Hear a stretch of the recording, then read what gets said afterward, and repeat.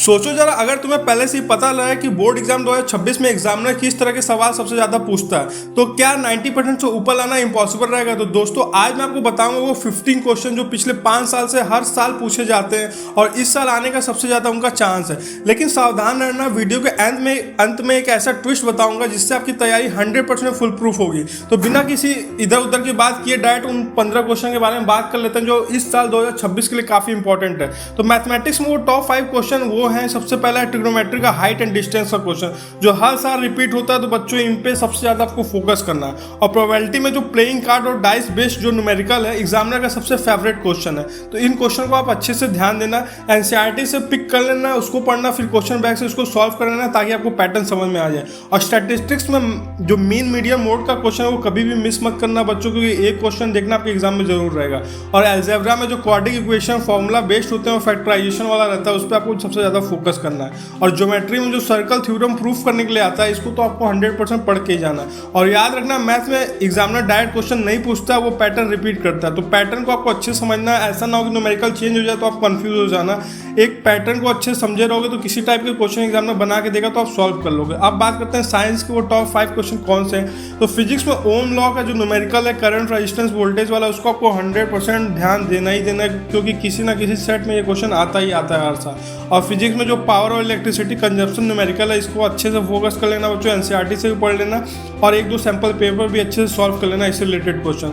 और केमिस्ट्री में जो बैलेंसिंग केमिकल इक्वेशन है, इसको अच्छे से फोकस कर लेना क्योंकि एग्जाम में ये आएगा ही आएगा। और केमिस्ट्री में जो एसिड बेस्ड सॉल्ट है, उसका डेली लाइफ यूज वाले क्वेश्चन रहेंगे और टॉपिक रहेंगे, इसको एक बार अच्छे से पढ़ लेना। इससे जो भी इंपॉर्टेंट क्वेश्चन बनते हैं उनको पढ़ लेना, क्योंकि इससे आने के चांस सबसे ज़्यादा हैं 2026 में।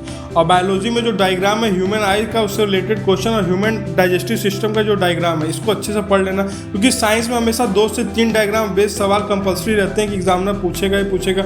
और मेरे हिसाब से 2026 में ह्यूमन आई ऑलमोस्ट कन्फर्म है, आपके एग्जाम में आएगा ही आएगा।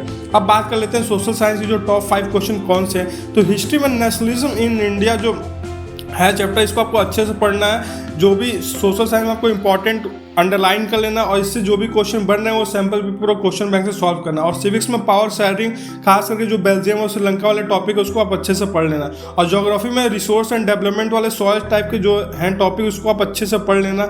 और एग्रीकल्चर में जो major crops and climate condition है, उसको पढ़ लेना। कोशिश करना जो क्वेश्चन बैंक से इंपॉर्टेंट क्वेश्चन है उनको उठा के इस टॉपिक से पढ़ लेना, तो ताकि आप एग्जाम में अच्छे से क्वेश्चन को समझ जाओ, क्योंकि थोड़े से भी क्वेश्चन चेंज होते हैं तो बच्चे कंफ्यूज हो जाते हैं। ऐसा तो है कि डायरेक्ट क्वेश्चन उठा के वही सेम टू सेम पूछेगा, थोड़ा सा उसका वर्डिंग भी चेंज हो सकता है। और इकोनॉमिक्स में जो सेक्टर ऑफ इंडियन इकोनॉमी है, प्राइमरी, सेकेंडरी और टर्शरी, उसको अच्छे से फोकस कर लेना।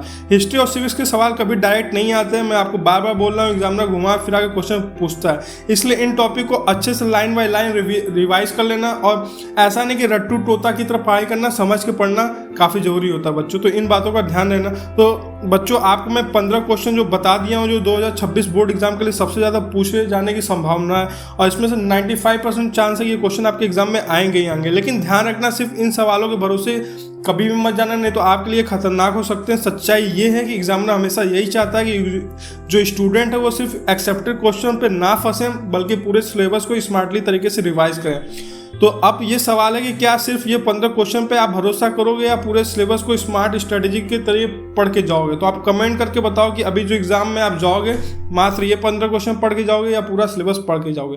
तब तक मिलते हैं अगले वीडियो में, तब तक थैंक यू सो मच दोस्तों।